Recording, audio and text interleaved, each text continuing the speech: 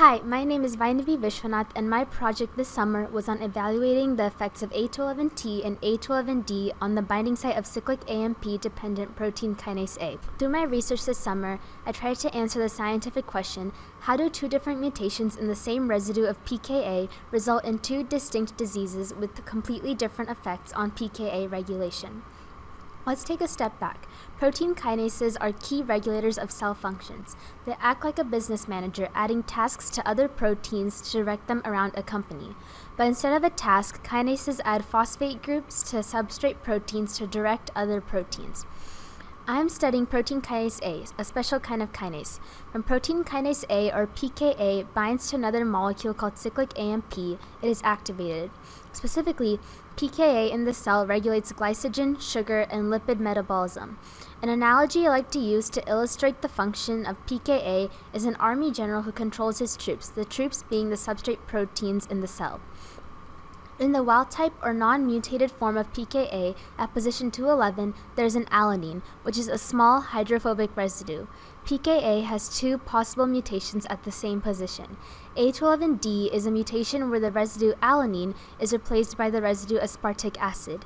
A211D leads to decreased regulation of pKa, thus increased activity. It is associated with Carney complex, a rare hereditary disease that can cause endocrine tumors and cardiac maximas.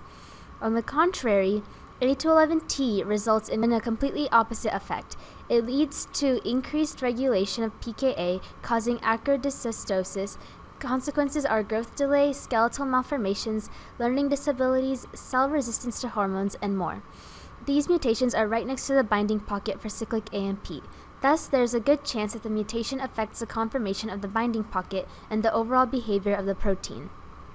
This raises the question, how do two different mutations in the same residue of pKa result in two distinct diseases with completely different effects on pKa regulation? My hypothesis for the two mutations are the following. A211D leads to greater activity of pKa because aspartic acid, which has a partial negative, could attract a positively charged atom, maybe a hydrogen, in the binding pocket or near it, causing the portion of the protein to bend, moving the location of the binding site residue, making it more sensitive to cyclic AMP and triggering the release of the catalytic subunit. A211T causes loss of activity of the protein because it hydrogen bonds to another amino acid near the binding site, making that area of the binding pocket to fold in on itself. This may result in making it hard for cyclic AMP to bind to the binding site and activate the protein. I chose to answer my scientific question by using internal distance clustering. Using CPP-Trash, I measured the distances between all the residues in the binding pocket with the mutant and the distances between the residues in the binding pocket among themselves. Then I used this for calculating mean distances and variance. I calculated mean distances by writing a Python script that used NumPy. For making my clustering more efficient, I wrote a Python script that calculated variance.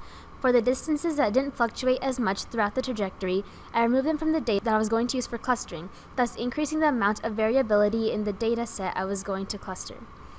Next, with my remaining distances, I did spatial clustering using MD-Trash. I load 3 files at a time. There are the files for each simulation, and the code appends them into an array. Next, it clusters based on the cutoff I give it. After clustering, the code returns the number of clusters, the cluster centroids, and the cluster population. I chose a cutoff of 6, giving me 50 clusters for the wild type, 106 for A211T, and 73 for A211D. The number of clusters demonstrates something very interesting. The binding site for A211T and A211D mutants are much less stable than the binding site for wild type because the same distance cutoff resulted in more clusters for the mutants than for the wild type. I chose the 10 most populated cluster centroids from the wild type and each of the mutants for comparing on VMD. By aligning the centroids on VMD, I saw that the mutants were less stable because there was more movement from the aligned PDBs. Also, some alpha helices and beta sheets that were in the wild type had fallen apart in the mutants, so the bonds are much weaker, thus causing the structure to be less stable and fluctuate a lot. Next, observing the comparison among the cluster centroids and the 1RGS wild-type PDB, I noticed that the A211T binding pocket area was much bigger than that of 1RGS, and the binding pocket area of A211D is more compact and smaller. Lastly, in the A211T binding pocket, I noticed that the specific binding site had flipped outward, causing possible issues with binding. This data was contradictory to what I had hypothesized. I hypothesized that A211D's binding pocket would be much bigger, making it easier for cyclic AMP to bind. However, A211D's binding site was much smaller. A211T's binding pocket was bigger than I expected. I had hypothesized that it would fold in on itself, making it hard for cyclic AMP to bind. However, since A211T's binding site flipped outward, this may be a possible area of further investigation because this may be the cause of increased regulation. First, I'd like to thank Romy for running this amazing program. I learned so much that I never would have learned just in school. I'd also like to thank Jamie for guiding me on my analysis method by helping me plan a path for my research. I always knew what I was doing and what I was doing it for due to her guidance. I would like to thank Amelia for providing me with the simulations for my project and the code for spatial clustering. Last but not least, I'd like to thank all the amazing friends who spent 8 hours a day in this room with me. I met people from all over the world that I would not otherwise gotten to know if it weren't for this program. All of them have helped me at some time or another, and they have always been so kind, motivating, and a lot of fun.